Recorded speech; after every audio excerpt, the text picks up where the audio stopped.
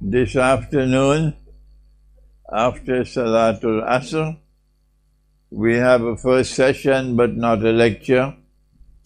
It will be simply to meet each other and to get to know each other. But from tomorrow morning, after Salatul Fajr, we begin, inshallah, the lectures. In my old age, I have become a fisherman, and I'm fishing for students. And when we fish for students, in order to qualify to become a fisherman, you have to recite the Quran every day. And you have to khatam the Quran every lunar month. So I'll be checking to see how many I have. How many who are reciting the Quran every day and who khatam the Quran every month and recite the correct juz every day. Allah has blessed me with many students around the world, but most of them too busy to recite the Quran. So I am fishing for those students who will recite the Quran every day, correct juz, and khatam the Quran every month. These students are my students. Why is the recitation of the Quran so important? Answer: unless we are reciting the Quran the way that Allah recited it, we cannot study the Quran. And if we do not go to the Quran for knowledge, and if we do not go to the Quran for guidance, then we'll be like a plant. Anything, the wind blows this way, the plant will lean that way. The wind blows that way, the plant will lean this way. When we study the Quran, the way the Quran must be studied, then we know that the most important thing remaining to occur in history is the return of the Messiah, Nabi Isa alayhi salam. And so you need only 2 rupees worth of common sense to know that the Ummah which follows Nabi Isa alayhi salam and the Ummah which follows Nabi Muhammad alayhi salatu wasalam, these two must come together in Akhir Zaman. So from tomorrow morning, inshallah, I'll be taking you to the Quran on this subject. The Ummah of Nabi Isa alayhi salam, the Ummah of Nabi Muhammad alayhi salatu wasalam, and Akhir Zaman. This is called Islamic eschatology, Ilmu Akhir Zaman.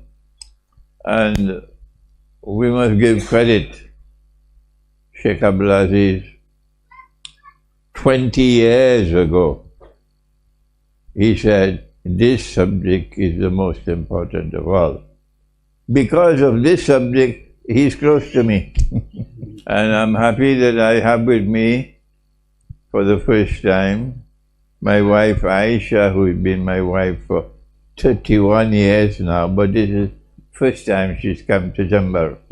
And she's heard so much about the garden that Anam has built in Jember. So she's looking forward to walking in the gardens, inshallah. Thank you. Assalamu alaikum wa rahmatullahi wa barakatuh. Wa alaikum assalam wa rahmatullah. Okay. Terima kasih. Assalamualaikum warahmatullahi wabarakatuh. Waalaikumsalam. Tanggal untuk Hijriah for this day itu tanggal berapa sekarang untuk bulan Hijriah? What is the Safar. lunar month day today? The date, the Hijriah date today. Dan bagaimana cara Today is the day of Surah An-Nahl. Suratul Nahl, not Suratul Kahfi. Because I came from Malaysia. Oh, So today is 11. I don't know, maybe in Jember it's 12.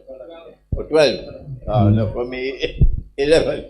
Yeah. This is more important than Indonesian independence. This, because they say you are independent. Nonsense. You're not independent. You're still a slave. They still control you. They control you by proxy. You're not independent. They can't fool me. lagi sebentar, Pak.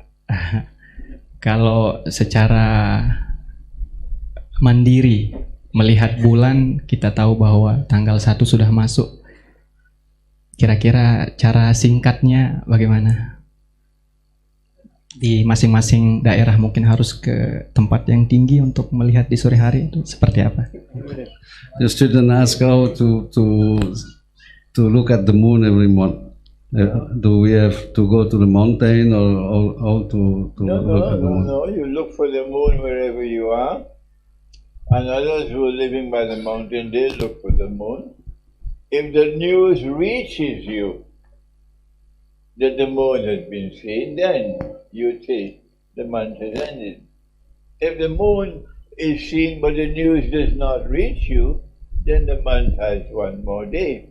But if afterwards the news reaches you, then you correct it. This is a continuing subject of discussion. Our Muslim scientists are arguing that since we live in an age of scientific advancement, our new scientific knowledge should be applied to the subject of the sighting of the moon. And they are eminent scientists. And we say that it is our Prophet, Allah's blessing be upon him, who gives us guidance as to what is the Quran. And when the Quran spoke and said, بَعْدَ أَعُوذُ بِاللَّهِ مِنَ الشَّيْطَانِ الرَّجِيمِ وَيَسْأَلُونَكَ عَنِ الْأَهِلَّةِ. And when they question thee about the hilal, tell them, هِيَ مَوَاقِيتُ لِلنَّاسِ وَالْحَجِّ, that the hilal is there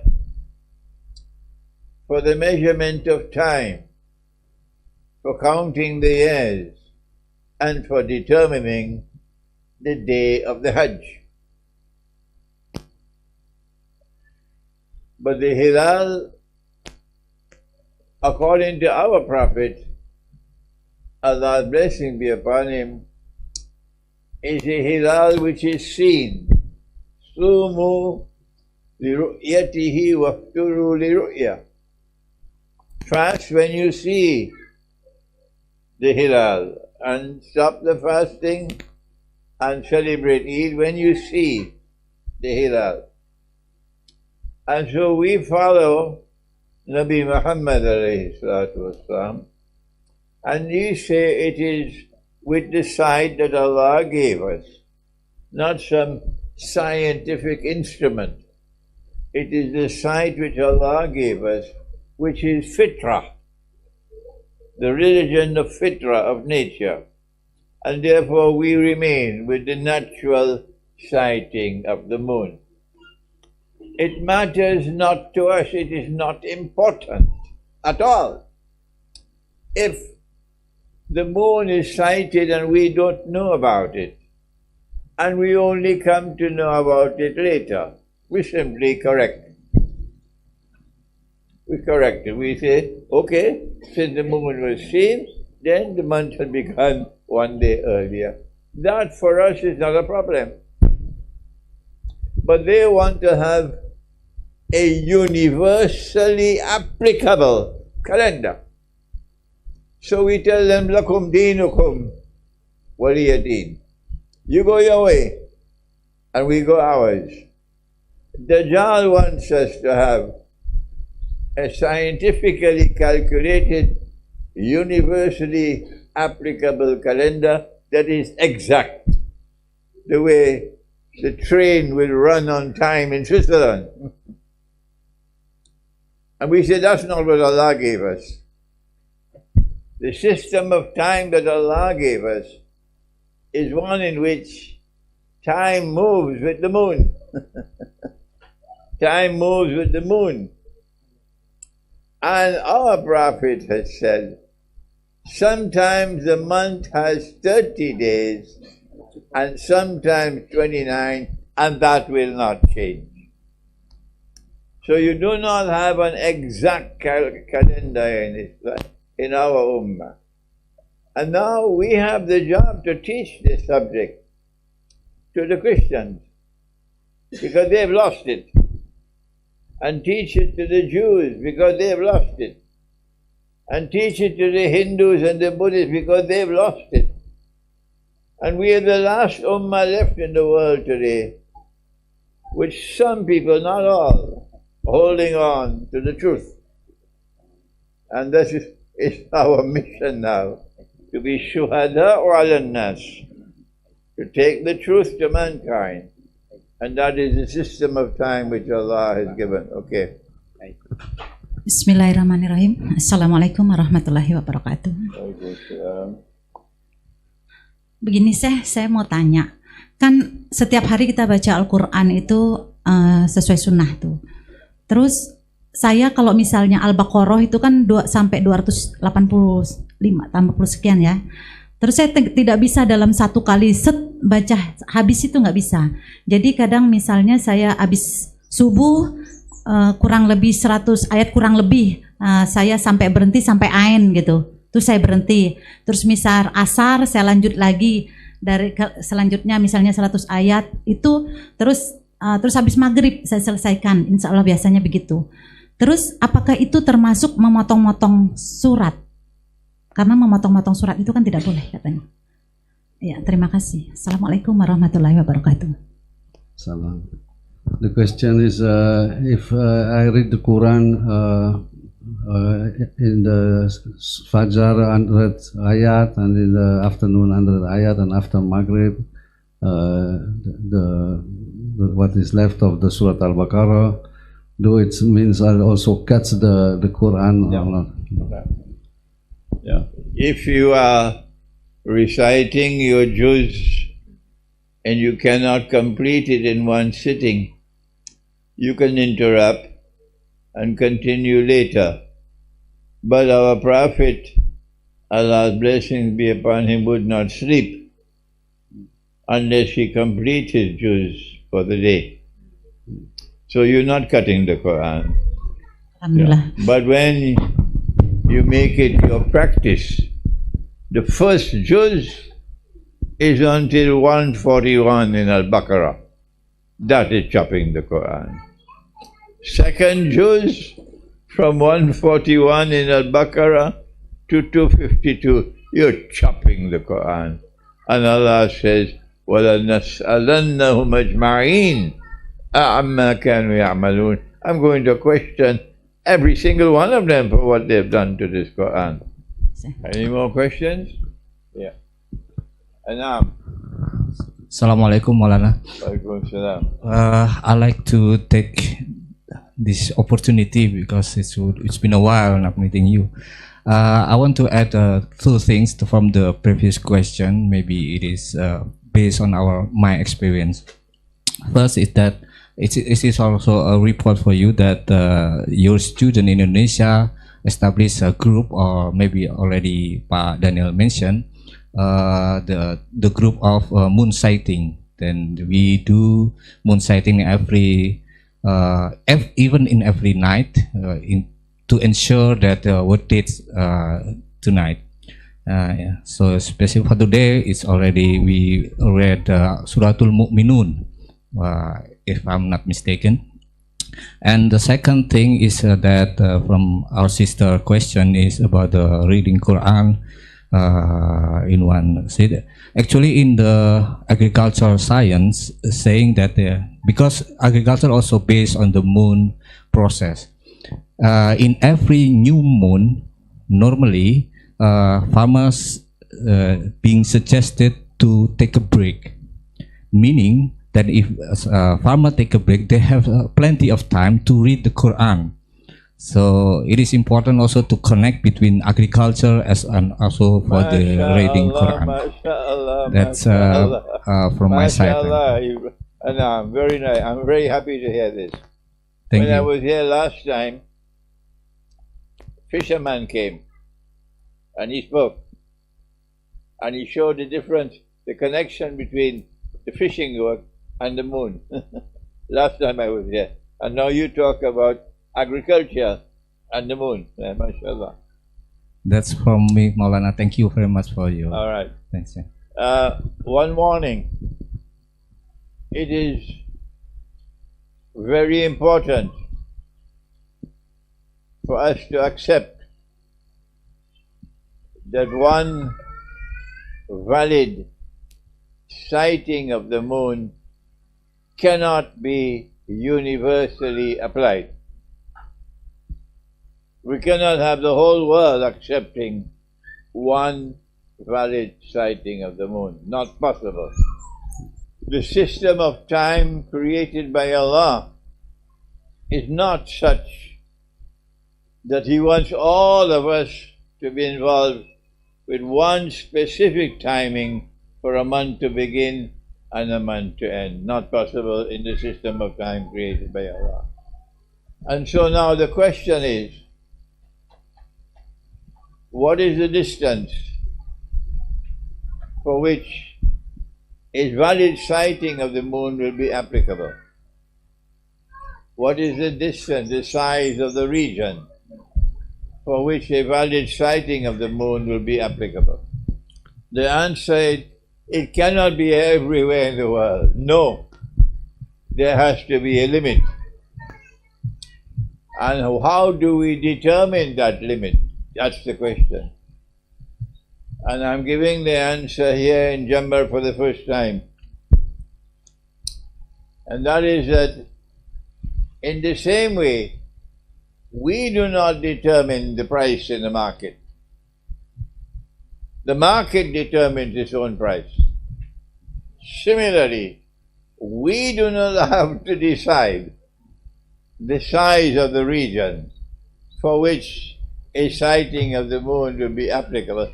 The people will decide. And the people will decide based on their social connections and their cohesiveness as a group. So you will not have a sighting of the moon applicable for the whole of Indonesia. Not possible. In the same way that the time zone is different. In the United States, there is one time zone for the eastern part of the United States, a second one for the middle of the United States, and a third time zone for the western part of the United States. Same country, but three different time zones. When it is 1 o'clock in the afternoon in New York, it is only 12 o'clock in Chicago and only 11 o'clock in Los Angeles. Similarly, you can have one date, the 1st of Muharram in the east of Indonesia, and you can have the 30th day of Zulhijjah in the center of Indonesia, the 29th day on the western part of Indonesia. 3 days in the same country. You will not have the same date for the whole of Indonesia because you're not applying the sighting of a moon to the whole of Indonesia. Yeah. You don't do that. The people can choose. You can follow government Islam, or you can follow the Islam from the Quran and Sunnah. Make your choice. If you follow government Islam, guess what's happening? The Hajj is now taking place on the wrong day. No government in the world of Islam dares to say the Hajj is taking place on the wrong day. Yeah. Last question. Thank you, sir. There is an argument that the moon is valid globally. Once someone see the moons, the new moons, then it's valid for all the worlds. How about this argument? The answer I have already said earlier, that the system of time which has come from Allah is one in which one sighting of the moon cannot be applied for the whole of mankind. Not possible.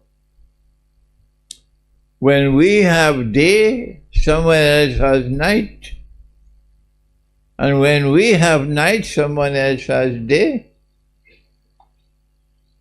Time is determined by the moon. By the moon. And the moon is going around the earth in stages. In stages. So we have a system of time which has been given, created by Allah, in which at one time there is day and another time there is night. So how can we have the same system of time for the whole world? If a sighting of the moon has never, ever in human history, from the time that Allah created the moon to this day, never, never, never have we had one sighting of the moon applicable for all of mankind. You want to start it now? No. We continue with what our Prophet has given to us. We're continuing at what our civilization has had for 1400 years. But scientific advancement today is now arguing that we must be able to apply scientific knowledge to the subject. That is where the research is taking place now. And we have respect for our eminent scientists, of course. But we say to them, knowledge is not only scientific knowledge. Knowledge is a whole. And scientific knowledge forms part of a larger whole. And in that larger whole, we do not have exact time in the system of Islam, the system of time in Islam, exact time that is universally applicable. Maaf Maulana, I know you said that was the last question. I just want to add to maybe the hikmah behind the fact that the moon cannot be verified and assimilated globally at the same time. And that is because if we look at the Ummah world, then if it should be that the moon is sighted and verified, one spot, one place, everybody, the exact time, it would mean that that our obedience to Allah via the currency of prayer would all be the same. And that means with every microsecond, there would be a gap in the worshipping of Allah. Which means if there is a common sighting, that would be the scenario. There would be gaps in the worshipping of Allah. So with the differences of sighting, the differences of time, there is a continuation, like a continuous tawaf of worshipping of Allah. That is what I learned from the variance of sighting of the moon, and then it can never be a common sighting of the moon. I hope the audience can understand what I'm getting at. What? Yeah, but I told him, yeah. Okay. Any more questions? Yeah.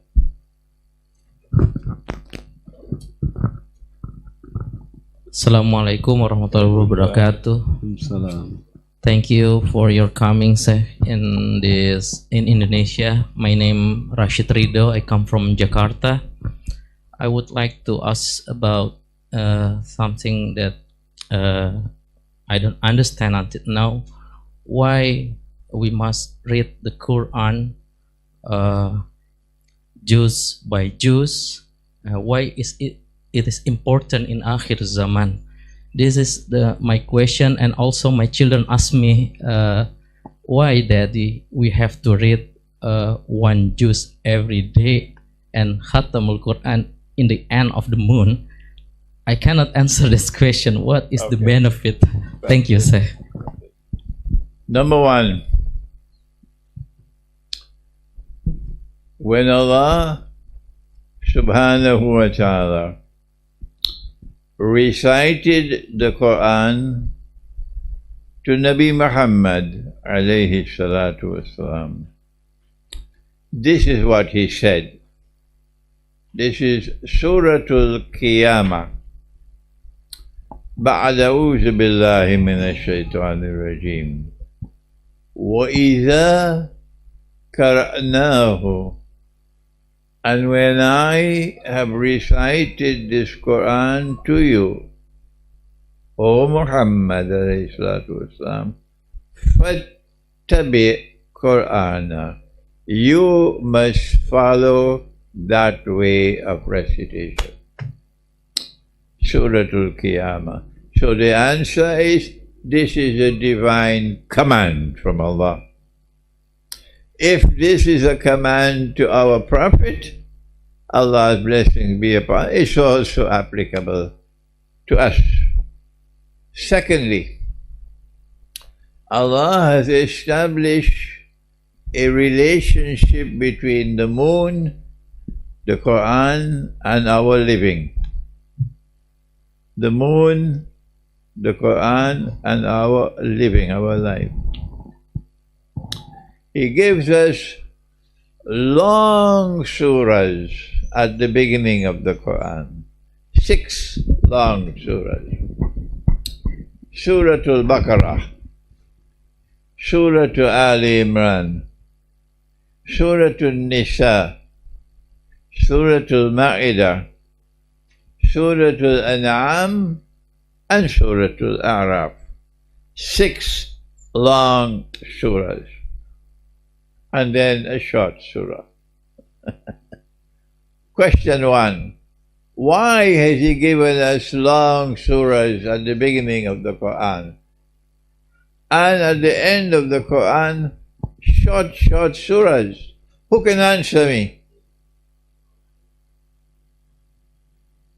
Come on, Gregoire. Why has He given us long surahs at the beginning of the Quran and short surahs at the end? Yes, let me hear you.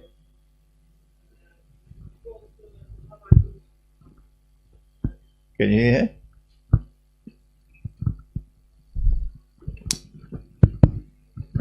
Assalamu alaikum wa rahmatullah, dear Shaykh. What I have heard from you following your lectures, it was because Allah subhanahu wa ta'ala created the earth in 6 days, and when the 7th day He sit on the throne. So it was hard work to create so long surahs, but there is more, and I think you're going to enlighten us with it. Where are you from? I'm from Holland. From Holland. From Holland? And from Morocco. And, from Morocco? I visited Samir last year, and I was a year earlier. You visited him this year. I went to Morocco. I know. Fez. And I was astonished I was in Fez, the religious capital, and I was sure we would need a translator to translate to Arabic, but everybody understood English. And I got fear in my heart. If everybody understands English, something is wrong. Here, I'm happy with Indonesia. Very few people know English. I'm happy because of that. Yeah. Now then, why long surahs at the beginning and short ones at the end? The answer he's given comes to a second question, not the first one. Yeah. The answer is, he wants us to live with the moon. He wants us to live with the moon. He gives us the long surahs at the beginning of the Quran, and short surahs at the end, because he wants us to live with the moon. When the moon is young, we must be strong. Make the effort. Recite the long surahs. Everything you have to do the best you can at the beginning of the month. And when the month is old and you are tired, he gives you short surahs. So we live with the moon. Second reason why. He gives us 6 long surahs at the beginning of the Quran, and then a short surah, Al-Anfal. It's because he has said it in the Quran at least 7 times. وَخَلَقَ السَّمَاوَاتِ وَالْأَرْضَ فِي 6 أَيَّامٍ. That Allah created the heavens and the earth in 6 days. Meaning 6 periods of time, 6 days. And the first 6 surahs of the Quran after Al-Fatiha are recited on the first 6 days of the month in order to commemorate the 6 days of creation. And in this way, our heart returns to the system of time created by Allah. And when they violated the law of the Sabbath, and they went fishing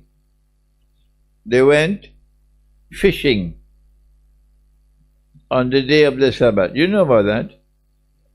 They went fishing on the day of the Sabbath. Allah cursed them, and he said, Kunu kiradatan khasi'in. You are now cursed to live like monkeys. They have their Sabbath, Yawmus Sabt, their Sabbath, on the 7th day of every week. We have our Sabbath on the 7th day of every month. And this is the reason why Surah Al-Anfal is short and Surah At-Tawbah does not have Bismillahir Rahmanir Rahim, because Allah wants us to combine these 2 surahs as our Jews on the 7th day. So this becomes our Sabbath to Indonesia. If I am wrong, you will tell me why. Why is Surah Al-Anfal short? And why does Surah At-Tawbah not have Bismillahir Rahmanir Rahim? If I am wrong, you must tell me what is right. Until inshallah this afternoon. Assalamu alaikum wa rahmatullahi wa barakatuh.